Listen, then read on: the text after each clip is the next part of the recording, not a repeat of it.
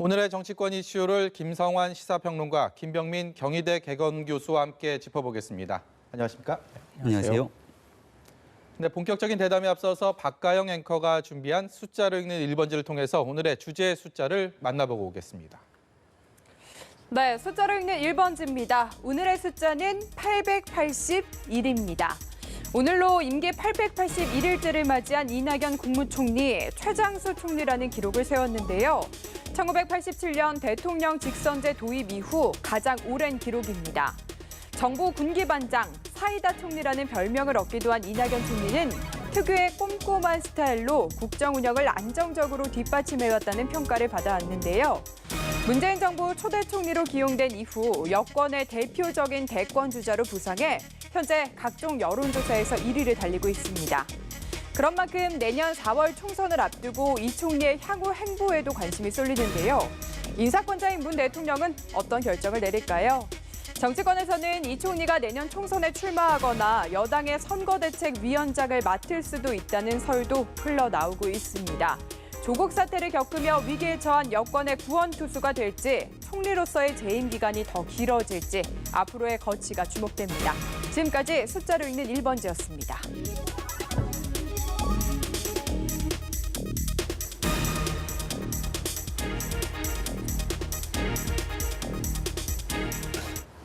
네, 대통령제에서 총리가 주목받기는 쉽지 않습니다. 실제로 인적 쇄신을 기치로 걸핏하면 총리가 경질되고 교체하는 카드로 활용되었던 게 사실인데요. 이낙연 국무총리가 1인지상 만인지하라는 그 총리의 자리를 최장수 총리 기록, 지금까지 직선제 이후에 그런 기록을 세웠다. 상당한 의미가 있어 보이는데요. 어떻게 평가하십니까? 네, 그렇죠. 방금 전에 말씀하셨던 것처럼 총리는 사실 1년 정도 하기가 좀 쉽지가 않잖아요. 근데 최장수 총리 기록이 김황식 전 총리인데 880일이었는데 지금 881일까지 했다는 거 아닙니까? 그만큼 대통령의 신임을 받고 있다는 얘기가 될 수도 있고요. 또 대통령이 하지 못하는 일에 공백을 잘 메워주고 있다고도 볼 수 있습니다. 그런 점에서 지금 언론의 주목도 받고 있는 것이고요. 네. 저는 개인적으로 상대적으로 좀 후한 평가를 하고 있는 편입니다. 네, 김 교수님께서는 어떻게 보십니까? 네, 아마 많은 국민들이 비슷한 평가를 내리지 않을까 싶은데요. 특히나 대정부 질문 등을 통해서 바라본 이낙연 총리 같은 경우는 말에 품격 있는 모습을 여실히 보여주기도 했고요. 네. 살충제 계란 파동이 있었을 당시 국가적 위기 재난 상태 속에서도 안정적으로 이러한 모습들을 좀 다잡아 나가는 그런 행정적인 활동들이 국민들에게 여러 가지로 안정감을 주지 않았을까 싶습니다. 네. 그러니까 지금 대선 주자로서도 높은 평가를 받고 있는 것은 특정 지지층에 국한된 것이 아니라 국가 전체를 바라보고 있는 행정을 했기 때문이 아닐까라는 생각이 드는데요. 이러한 모습으로 이제 국무총리를 떠나게 되면 이제 다시 정치 영역으로 돌아오게 될 텐데 그때는 과연 어떤 평가를 받게 될지 굉장히 기대가 됩니다. 네, 이낙연 총리가 향후 행보를 상당히 많은 관심을 불러 모으고 있는데 오늘 아침 출근길 모습을 보시고 계속해서 대담 이어가도록 하겠습니다. 더 낮게, 더 가깝게 다가가야 합니다. 더 낮게라는 것은 국민의 더 어려운 분들께 더 가까이 가야 한다는 뜻인데요. 더 낮게, 더 가깝게, 더 멀리 이 세 가지를 목표로 삼아야 한다고 생각합니다. 당연히 저의 거취는 저 혼자 할 수 있는 게 아니죠. 조화롭게 하고 있습니다. 네, 저 답변이 이 향후 내각 운영에 대한 질문에 대한 답변을 얻는 과정에서 나온 거긴 한데 더 낮게, 더 가깝게, 더 멀리가 목표다. 뭔가 의미심장하게 들리기도 하거든요. 어떻게 들으셨습니까? 네, 저는 저건 총리의 말로 들려요. 대선 주자의 말이나 정치인의 말로 들리지는 않고요. 예. 총리 입장에서 당연히 국민을 받들어야 될 것 같고요. 그리고 예측 가능한 정책을 펼치는 것, 이건 너무나 당연한 일이고, 그러니까 일종의 총리로서 다시 한번 다짐을 하는 자리이다, 발언이다 이렇게 보이고요. 정치인의 말로서는 저렇게는 하면 안 될 것 같아요. 정치인은 좀 더 먼 비전을 국민한테 제시해야 되잖아요. 그런 측면에서 총리의 말을 너무 정치인의 입장으로서 우리가 해석하는 데는 조금 좀 무리가 있을 것 같고요. 저는 이낙연 총리가 본인은 의도를 했는지 안 했는지는 모르겠지만 하여튼 굉장히 정치가 험악해지고 적대적인 어떤 관계 속에서 굉장히 대립하는 정치의 모습들로 많이 오지 않았습니까? 예. 그 시간 동안에 총리로서 나름의 어떤 국정 운영을 하는 데 있어서 크게 모나지 않고 안정적인 모습을 보였다. 특히나 이제 이념 싸움의 그 중앙에 들어가서 공방을 한다거나 이런 경험이 별로 없어요. 그리고 국민들을 좀 살뜰하게 챙기는 모습. 아까 이제 뭐 살충제 계란 파동도 얘기하셨지만 네. 강원도 산불 났을 났을 때도 때. 마찬가지고요. 지금도 뭐 아프리카 돼지 열병 문제에 있어서도 총리가 주도해서 이런 어려움들을 적극적으로 챙겨나가는 모습들을 보여주는 것이거든요. 그 메모가 또 화제가 됐었죠. 네, 맞아요. 깨알 예. 수첩에 메모 남기는 것도 마찬가지고요. 그러니까 그런 모습이 국민들한테 굉장히 안정적으로 받아들이고 또 안정적으로 받아들이는 그 이미지가 곧 총리의 평가로 그대로 이어지고 있다. 네. 그러니까 자연스럽게 대선 주자로서의 어떤 기대감도 좀 높아지고 있는 거 아닌가 싶습니다. 네. 그런데 보면은 그동안 총리 출신 중에 사실은 막판까지 유종의 미를 거둔 경우는 많이 없는 것 같아서 지금 강점을 좀 많이 꼽아주셨거든요. 반대로 네. 약점이라면 뭐가 있을까요? 총리로서의 약점이라기보다는 향후 정치적인 행보를 걷는 데에서의 약간의 이 걸림돌 같은 부분들이 예. 분명히 존재를 할 겁니다. 그러니까 이낙연 총리 같은 경우는 두루 좋은 평가를 받고 있기도 한데요. 사실 지나간 한 2, 3년 동안의 대한민국 정치를 바라보게 되면 완벽한 내 편이라고 하는 지지층들이 결집되어 있지 않을 경우 대권 주자로 우뚝 서기 어려운 그런 현상들이 많이 목도했거든요. 이낙연 총리 같은 경우는 우리가 흔히 말하는 친문이라고 하는 적극적인 문재인 대통령의 지지층의 옹호를 받고 있는 정치는 아닌 것 같습니다. 따라서 총리를 그만두고 이제 정치권으로 건너가게 된다면 내년 총선 그리고 그 뒤에 있게 되는 전당대회에서 무언가 역할을 할 수 있도록 우뚝 서야 되는데 그런 측면에서 정치의 문법에서도 이런 평가를 받을 수 있을지가 일단은 고민이 될 지점이라고 보고요. 이 총리는 거듭해서 이제 국회로 돌아가고 싶다는 의지를 피력했는데 총리 같은 경우는 다른 장관과는 달리 인사청문회의 결과를 바탕으로 국회 본회의 표결이 필요합니다. 그 과거 박근혜 정부 시절에도 국무총리에 대한 청문회를 거치면서 낙마했던 인사가 적지 않았고요. 예. 만약에 이 총리가 나가고 싶더라도 후임 총리를 제대로 인선하면서 청문회에 대한 국회 본회의 의결까지 가지 못하게 된다면 계속 발목이 잡혀 남아 있을 수 있는 경우들도 존재하게 됩니다. 따라서 이낙연 총리의 마음은 이미 정치권에 가 있는 것 같은데 지금 이 문제가 어떻게 슬기롭게 잘 정리돼서 넘어갈 수 있을지가 아마 이낙연 총리의 가장 큰 고심이 아닐까 싶습니다. 과거에도 인기 있는 총리들은 꽤 있었습니다. 얼핏 생각을 해봐도 뭐 지금 이제 고인이 된 김종필 당시 총리 네. 그리고 고건, 이회창, 뭐 김황식 총리도 다 인기가 있었던 국민들의 사랑을 받았던 총리인데 대권 주자로서도 한때 이렇게 각광을 받았던 분들인데 결국은 청와대 문턱을 아무도 넘지 못했거든요. 지금 이낙연 국무총리가 본인의 의사랑은 상관없이 어쨌든 여론조사에 계속 대권 주자로 이름을 올리고 있고 그만큼 좋은 평가를 받고 있습니다. 이 기세가 어떻게 조심스럽게 예상을 하신다면 어떻게 네, 뭐 보시겠습니까? 단언하기 좀 쉽지는 않을 것 같은데요. 방금 전에 말씀하셨던 것처럼 총리 출신 대통령이 나오기 어려운 환경이 있기는 합니다. 그러니까 국민들께서는 항상 선거 국면에 들어가게 되면 약간 슈퍼맨 같은 새로운 사람들을 원하거든요. 이전에 보지 못했던 새로운 정책들을 원하고 네. 또 새로운 사람이 나타나서 마치 극적으로 나라를 좀 바꿨으면 좋겠다고 하는 그런 바람 같은 것들을 뭐 투사해야 한다고 할까요? 그런 게 있었거든요. 근데 총리를 겪었다고 하는 것은 이전 정부 사람이 되는 거란 말이에요. 이미 2인자라고 하는 이미지도 갖고 있고요. 근데 대한민국에서 정권이 바뀌고 난 다음에 그 정권이 후하게 평가받은 경우는 그렇게 많지 않다는 거죠. 예. 그러니까 그 이전 정권에 대한 평가가 그대로 그 총리의 이미지로 남게 되니까 그걸 극복하기가 대단히 어려운 거죠.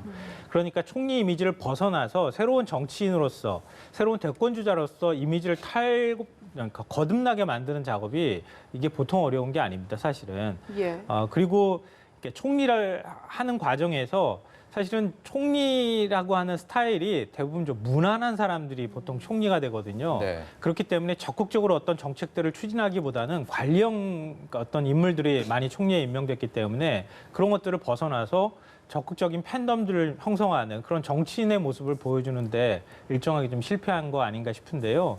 저는 고건. 이낙연 총리가 갑자기 이름이 많이 나와서 헷갈렸는데요.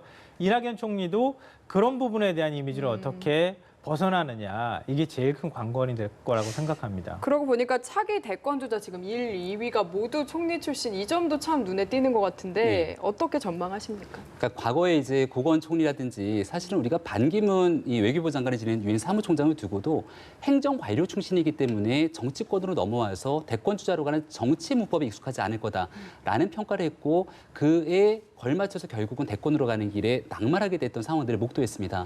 하지만 이낙연 총리 같은 경우는 동아일보 기자 출신이고요. 국회의원을 거쳤고 전남지사 그리고 총리에 대한 여러 가지 경험들을 바탕으로 하고 있기 때문에 행정과 일류 출신의 총리와는 조금 결이 다르다 볼 수 있고요.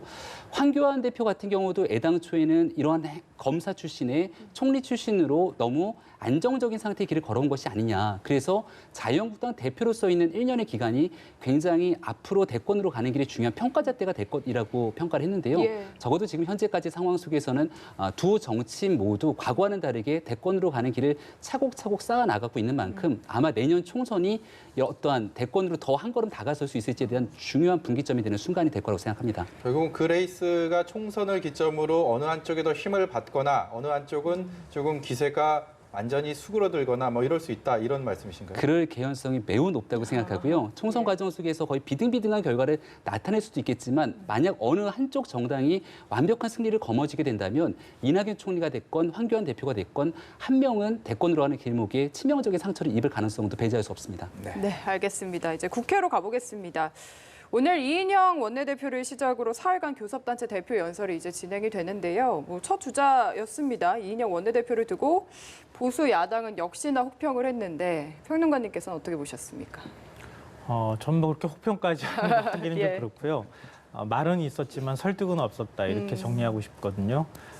민주당에서 당장 절박하게 추진해야 될 개혁 과제들은 굉장히 많습니다. 이인영 원내대표가 얘기하는 것처럼 공정을 위한 4대 개혁 과제를 얘기했잖아요. 검찰개혁, 뭐 선거제 개혁 문제, 그리고 지금 우리 사회에서 많이 나오고 있는 것처럼 입시나 그리고 취업에 관한 불공정이나 이런 것들은 다 사실은 굉장히 시급한 과제이기도 합니다. 네. 또 국민들의 굉장히 높은 요구가 있는 것도 사실이고요.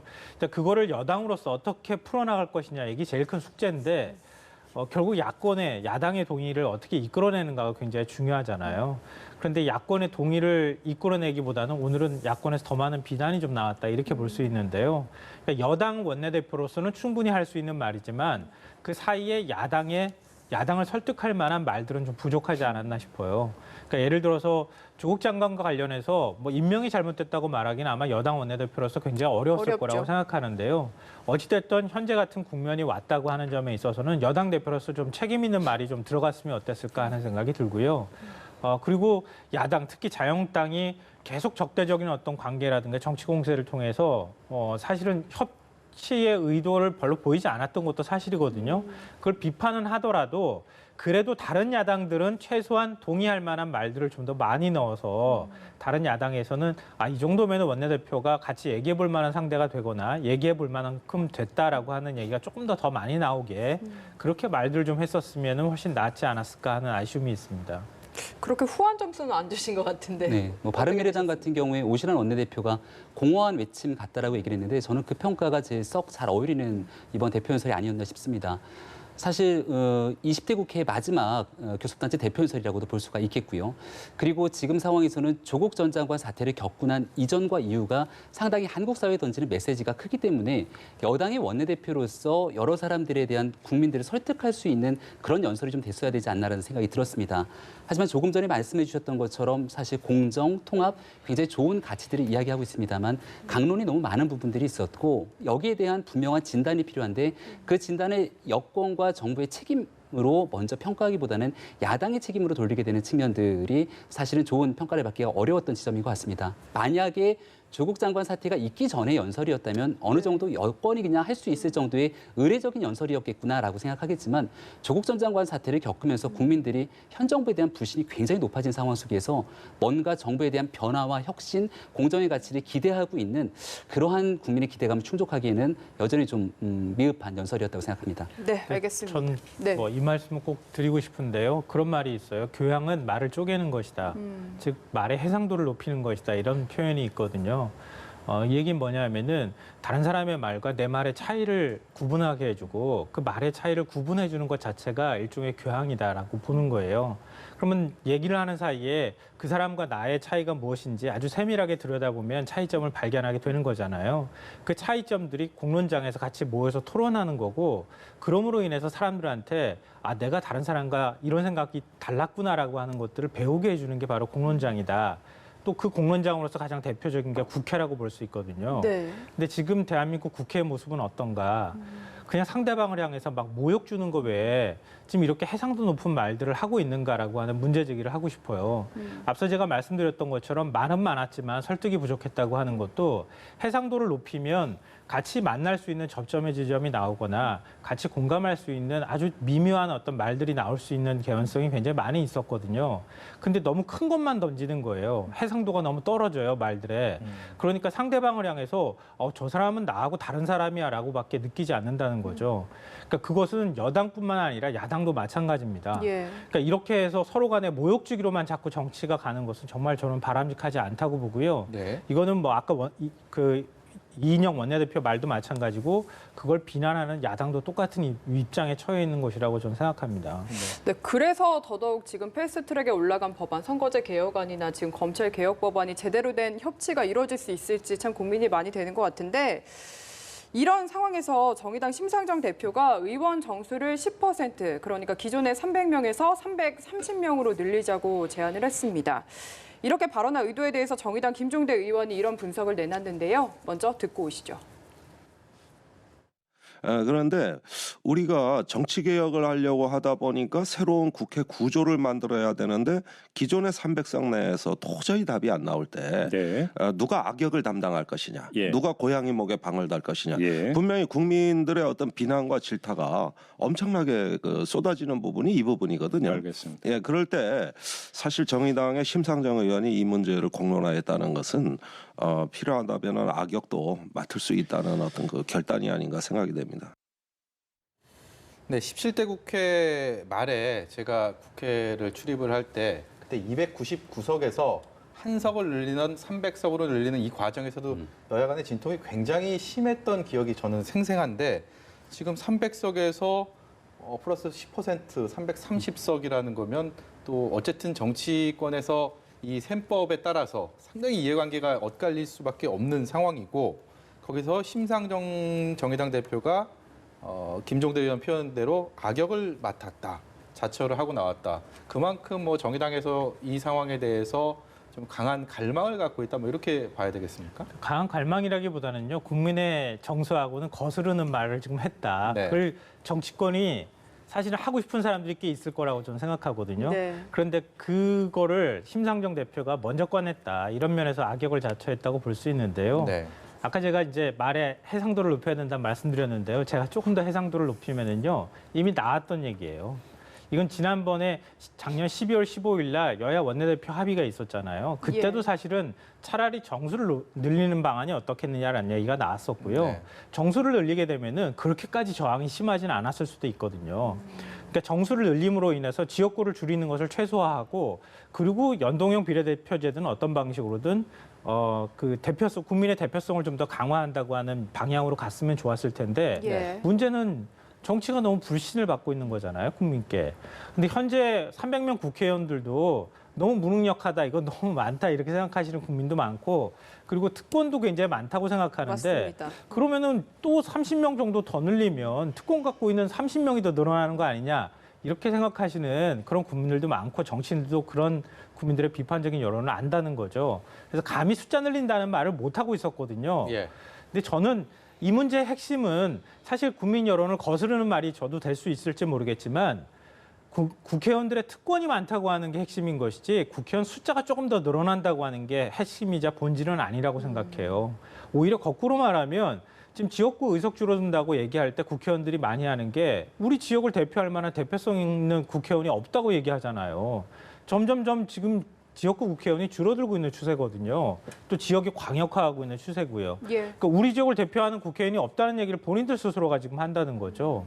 그러니까 의원들 숫자를 그냥 늘리되 예를 들면 국회 예산을 동결한다거나 세비를 동결한다거나 이런 방식으로 그러니까 100명이 나눠 갔던 걸 300명이 나눠 갔도록 하는 방식도 이것도 사실 지난번에 이미 다 나왔던 얘기입니다. 네. 이번 제안도 그런 거죠. 네, 그런 네. 이번 제안도 그 토대 위에서 지금 10%를 늘리자고 얘기를 하는 거예요. 그러니까 가장 중요한 것은 정치를 개혁할 수 있느냐, 선거제 개혁을 통해서 국민의 민의를 얼마나 잘 수렴할 것인가가 이 문제에 있어서 핵심인 것이고요. 둘째로는 기득권이라고 할 만한 그동안의 지역주의에 기대서 자꾸 자기 지역을 지금 거대 양당제라고 우리 흔히들 얘기하는 것처럼 민주당하고 자유한국당이 계속 그 기득권을 유지해왔던 거 아닙니까? 예. 그게 자연스럽게 깨질 수밖에 없는데 그 기득권의 저항을 어떻게 돌파할 것이냐. 그러기 위해서는 최소한의 동의가 필요한데 의석수를 조금 늘림으로 인해서 최소한의 동의를 구할 수 있는 기본적인 토대가 마련된다. 이게 두 번째고 말씀드렸던 것처럼 국회의원 숫자가 늘어나는 것보다는 국회의원의 특권을 어떻게 내려놓을 것인가. 그게 세 번째가 될 거라고 저는 생각합니다. 네, 연동형 비례대표제에 관한 여러 가지 얘기를 주셨는데요. 이것이 사실은 국민의 대표성과 비례성을 확대하는 굉장히 개혁적이고 좋은 법안이냐라고 하는 부분에는 찬성과 반대 의견이 공존합니다. 예. 그렇기 때문에 선거제도의 룰 같은 경우에는 여야의 합의를 통해서 국민이 스스로 우리의 대표자를 선택할 수 있는 게임이 룰이기 때문에 합의를 통한 선거제 개편안을 처리했지 이것을 패스트트랙에 올려타서 무조건적인 일반 통행을 강행했던 적은 없습니다. 지금 심상정 대표가 이같이 의원 정수 10% 확대를 끄집어낸 이유는 현재 올라타 있는 패스트트랙 안건에 대한 처리 통과가 거의 불가능하다고 생각되기 때문에 이런 얘기를 끄집어냈다라고 봐도 무방한데요. 얼마 전에 더불어민주당 이해찬 대표의 인터뷰가 한번 기사에 실린 적이 있습니다. 예. 아무리 세어봐도 숫자가 나오지 않는다. 더불어민주당의 의석수 128석입니다. 정의당의 의석수 6석입니다. 합치면 134석인데요. 현재 호남의 지역구를 하고 있는 민주평화당과 대한정치연대 의석이 사실은 지역구가 축소될 수 있는 위기 때문에 여기에 찬성하지 않는다라고 봐도 무방합니다. 그렇다면 연동형 비례대표제가 현재 가결될 수 있는 가능성이 점점 떨어지고 있는 상황이기 때문에 그렇다면 국회의원의 의석수를 높여가면서라도 새로운 안을 조정하자라고 하는 건데요.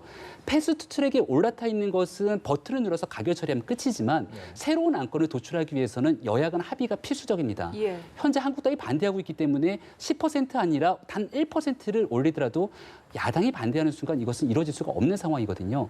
그러니까 공허한 논쟁을 바탕으로 사실은 정작 처리하고 시급하게 해야 되는 여러 과제들을 등한시하고 있는 것은 아닌지 한번 살펴볼 필요가 있는 것이고요. 연동형 비례대표제에 관한 여러 가지 얘기들에 대한 이 단점 단 한 가지만 말씀을 드리면 예. 국민이 내가 선택했던 비례대표에서 내가 선택한 정당이 훨씬 더 많은 표를 얻었음에도 불구하고 내가 선택했던 정당의 의석수가 줄어들게 되는 기한 역현상이 발생될 수도 있다라고 하는 단점을 가지고 있는 게 연동형 비례대표제입니다. 따라서 이런 문제가 있는 부분들을 국민들과 충분한 수기와 합의를 통해서 가져와야 되는데 여전히 제 주변에도 연동형 비례대표제가 어떤 방식으로 현재 패스트트랙에 올라타 있고 어떻게 생각하냐라고 물었을 때 이를 정확하게 이해하는 국민들이 많지 않습니다. 따라서 이러한 선거제도의 룰을 가지고 설득하기 위해서는 말씀하셨던 공론화의 과정을 거치는 게 너무나 중요한데 자꾸 그런 부분들을 외면한 채 표의 대결로만 국회를 끌고 가는 것은 아닌가 싶어서 아쉬움이 많이 남습니다. 국민의 의견 수렴이 조금 더 필요할 것 같다라는 말씀이신데요. 얼마나 더 수렴해야 되는지 모르겠는데요. 저는. 그리고 국민의 의견 수렴이라고 하는 것들은 저는 충분히 당연히 그렇게 해야 되는 문제인데요. 이게 예를 들면은 지난해 12월에 기본적으로 가장 기본적인 골격을 합의했던 거잖아요. 그때 손학규 대표, 이정미 대표 단식하고 그러면서 그 다음에 하다못해 자유한국당이 지금 연동형 비례대표제에 반대하는 거잖아요. 그리고 아예 비례대표 다 없애버리자고 주장을 하고 있는 상황인데요.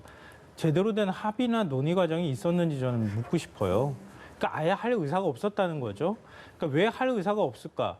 그건 너무 당연한 문제이기도 할 것 같은데요. 세상엔 너무 당연한 일들이 많이 생기는 거지만 기득권 내려놓기 싫은 거잖아요. 네. 그러니까 지역주의에 기대서 기본 의석 가지고 그리고 정치적인 여러 논쟁들을 만들어가면서 결국은 양당제가 거의 유지되다시피 해온 게 한국의 정치 현실입니다. 그런데 우리 사회 그만큼 많이 바뀌었잖아요. 국민의 정치 의식도 많이 높아졌고요.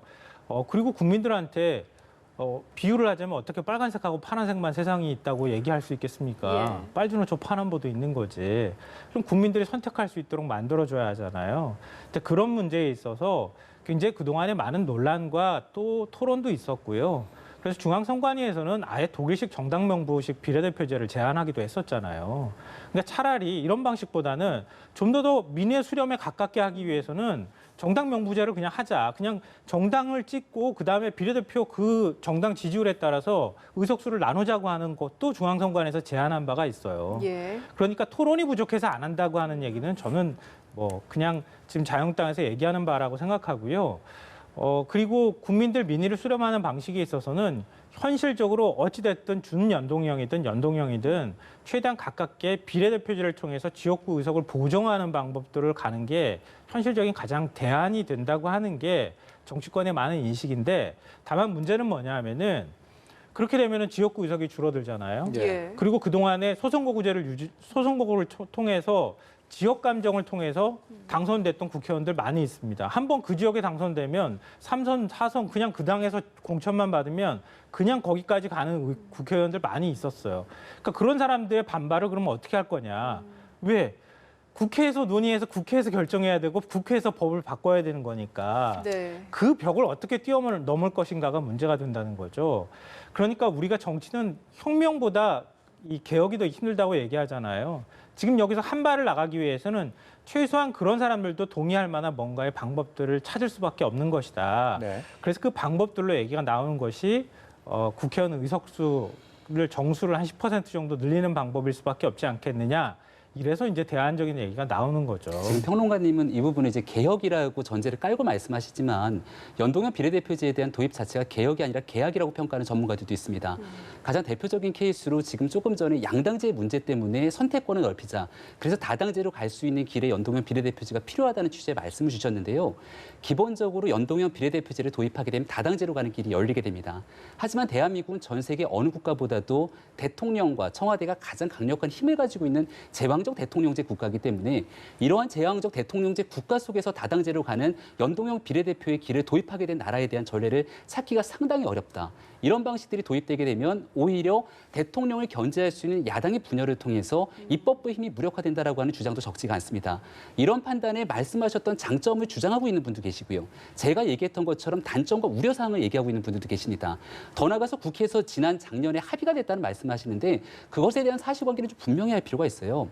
손학규 당시 대표가 목숨을 걸고 했던 단식 때문에 손학규 대표의 단식을 거두고 국회가 같이 합의회장으로 돌아가기 위한 합의에 대한 약속을 했을 뿐 연동형 비례대표제를 골자로 한 통과를 약속했던 적은 단 한 번도 정치권이 존재하고 이번 20대 국회에서 존재하고 있지 않는 상황이라고 봐도 무방합니다. 그렇기 때문에 국민들의 충분한 논의를 바탕으로 연동형 비례대표제가 숙성이 돼야 그다음 여야 정치권의 논의가 있을 텐데 적어도 제가 말씀드리는 건 여야의 논의 이전에 국민적 차원에서 연동형 비례대표제에 대한 충분한 숙성의 공론화 과정들이 있었냐라고 묻는다면 저는 단연코 아니라고 말씀드릴 수 있을 것 같습니다. 제가 시청자의 시선에서 한번 두 분께 여쭤보고 싶은 게 있는데 지금 다음 총선이 6개월도 남지 않았습니다. 이제 5개월여 남았는데 이런 선거제도 개편을 하는 데 있어서 각 당에 이렇게 5개월 남짓한 상황에서 선거제가 확정이 안 된다면 계산기를 두드리면서 유불리를 계산하는 것이 훨씬 더 첨예하게 지금 그렇기 때문에 어떤 그 간격을 좁히기가 점점 더 어려운 상황으로 전개될 것 같은데 과연 4년 동안의 의정활동 동안에 왜 초기에, 왜 중기에 이런 선거법에 대한 논의를 확정을 못 짓고 이 막판까지 와서 이렇게 항상 되풀이되는 근본적인 이유가 뭐라고 보십니까? 어느 분이 대답을 해주시겠어요? 아니, 제가 아까 핵심적으로 말씀드렸잖아요. 기득권의 저항이라고. 그러니까 원래 해왔던 사람들은 불편해서 하기 싫은 거예요. 새로운 거. 내가 그러지 않아도 국회의원 배지 다 달고 있고 여기서 다음번에 다시 또 공천 받아서 국회의원 될 수 있는데 될 가능성이 높은데 뭐하러 바꾸겠습니까? 그러니까 거창한 대의가 필요 없는 거예요. 네. 그게 기득권의 저항이라고 하는 예. 겁니다. 그리고 뭐 과거에 뭐 요즘도 그런 일들이 많이 벌어지고 있지만 결국은 특정인들을 통해서 특정 대통령을 통해서 지역 감정을 자극하고 그 지역 주민들한테 맞는 어떤 정치적 방식들을 자꾸 얘기하고 그러다 보니까 정치가 점점 극단화하잖아요. 예. 지역주의는 여전히 살아남아 있는 거고요. 그걸 바꾸고자 하는 생각들이 없는 거죠. 예. 근데 그거보다 더 앞서는 게 정치적 명분이라는 거 아니겠습니까? 그러니까 그런 것들을 어떻게 해서 구현할 것이냐에 관한 문제다. 그러니까 그것 때문에 기득권 때문에 결국은 안 되는 것이다라는 말씀드리고요. 둘째로는 선거제 개편 얘기 나온 게 언제였죠? 작년 8월부터였어요. 제가 알기로는. 예. 정개특위를 그때부터 구성했습니다. 그러니까 그때부터 했는데 논의할 시간이 충분히 있었음에도 불구하고 그리고 자유한국당이 계속 논의 안 했던 거잖아요. 그러다가 못 했던 거예요. 그리고 지난해 12월 15일 합의 내용 잠깐 말씀하셨는데요. 예. 마치 물론 단식 끝내는 게 굉장히 중요했기 때문에 단식 끝내기 위해서 합의를 해준 것처럼 이렇게 얘기하시는 것 같아요. 자유한국당에서는. 예. 합의문을 제가 지금 갖고 있는데 연동형 비례대표제 도입을 위한 구체적인 방안을 적극 검토하고 비례대표 확대 및 비례 지역구 의석 비율, 의원 정수 등 쭉 이렇게 나온 다음에 마지막에 정개특위 합의 중 의원 정수에 대해서는 10% 이내 확대 여부 등을 포함해 검토하기로 명문화했다 이렇게 돼 있어요. 예, 그건 여야가 좀 의견이 갈리더라고요. 검토하기로 한 거다. 뭐 국회에서 이런 식으로. 예. 방금 전 뭐 도장 찍고 난 다음에 당에 들어가면 의원들이 뒤집어 엎는 이런 현실에서 그 합의가 무슨 의미가 있냐 이렇게 얘기할 수 있겠지만 큰 골격에 대해서 당시에 연동형 비례대표제에 대해서 검토하겠다. 그리고 의석수 10% 늘리는 거에 대해서 검토하는 것을 기본적인 골격으로 해서 우리가 합의한다라고 얘기를 했던 거예요. 예. 제가 그게 완벽한 합의라고 말씀드리는 것은 아니고요. 그렇게 합의하려고 그러면은 서로 막 지장 찍고 다 해야 되겠죠. 네. 그렇게까지는 안 했으니까 정치라는 게 또 변하기도 하니까 그게 완벽한 합의는 아닐 수 있겠지만 그래도 최소한 기본적인 틀에 대해서는 서로 공감대를 이뤘다고 하는 합의문이라는 건 있다는 말씀 드리고요. 그러고 난 다음에 뭐 서로 간의 의견이 바뀌기도 하고 또 토론할 여지는 있지만 합의를 안 했다고 말하는 건 저는 좀 잘못된 것이다라고 생각하고요. 합의를 한다 그러면은 지금 이런 상황에서 합의가 되겠는가? 저는 단언컨대 합의 안 된다고 생각합니다. 예. 왜? 지금 거 바꾸기 싫으니까요. 앞서 제가 말씀드렸잖아요. 그러면 이 상황에서 한 발 더 국회가 나갈 수 있는 방법은 최소한의 다수의 합의가 무엇인가를 찾아나가는 과정이라는 거예요. 그 다수의 합의를 만들어가는 것 또한 그것 또한 민주주의의 토론의 한 과정이기 때문에 지금 여야 4당 중에서 야 3당이 여기에 대해서 어떻게 동의할 수 있는 안을 만드는가. 그리고 자유한국당도 시간이 좀 늦었지만 다른 야당이나 여당에서 주장하는 바가 뭔지를 좀 들으면서 서로 간의 합의안을 적극적으로 만들어내는 노력을 또 해야 된다고 생각합니다. 저는 앵커의 질문에 대한 그 답을 좀 짧게 드리고 싶은데요. 예. 애당초 물어봤던 질문의 본래 취지는 왜 4년이라고 하는 기간 다 허비하고 마지막에 와서 이렇게까지 가느냐라는 질문으로 저는 이해를 했는데요. 우리가 이제 개헌을 하게 되는 요구들을 많이 하지 않습니까? 권력 구조를 바꾸게 되는 개헌 같은 경우는 현재 대통령은 헌법을 바꾸더라도 여기에 대한 대상이 되지가 않습니다. 예. 그 다음 대통령부터 적용이 되게 되는 거죠. 저는 국회의원의 선거법 개정도 이와 같은 형태로 준해야지 사실은 여야 간의 합의의 여지가 열린다고 생각을 합니다. 지금 상황에서 당장 법을 바꾸게 되는데 누군가의 정당이 유불리를 따지게 된다면 여기에 대해서 한 걸음도 나아지 못하는 것은 매우 당연한 일일 수 있는데요.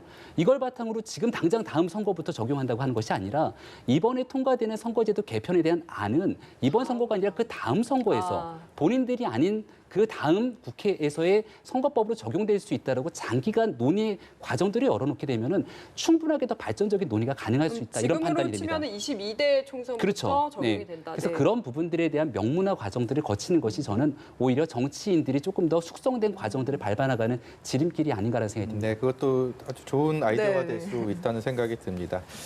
민주당 얘기를 간단하게 언급을 해보려고 하는데요. 이른바 이철이 표창원 불출마를 선언한 이철이 표창원발 쇄신론이 민주당에 굉장히 그 분위기가 고조되고 있는 분위기입니다. 이해찬 대표에 대한 책임론까지 번지고 있는데 여기에 대해서는 김 교수님께서 말씀을 해주시죠. 네, 그러니까 초선 의원들 여러 명이 사실 조국 장관 사태 이후로 목소리 높이고 있습니다. 하지만 이해찬 대표에 대한 책임에 대해서는 조금씩 저마다 결이 조금 다른데요. 이철희 의원 같은 경우는 불출마를 선언하고 난 뒤에 오히려 당 지도부, 특히 이해찬 대표의 책임론을 강하게 제기하고 있고요. 박용진 의원 같은 초선 의원의 경우는 조국 장관 사태에 대해서 매섭게 비판하지만 당 지도부의 문제까지 결부됐어야 되겠는가라는 얘기를 하기도 합니다.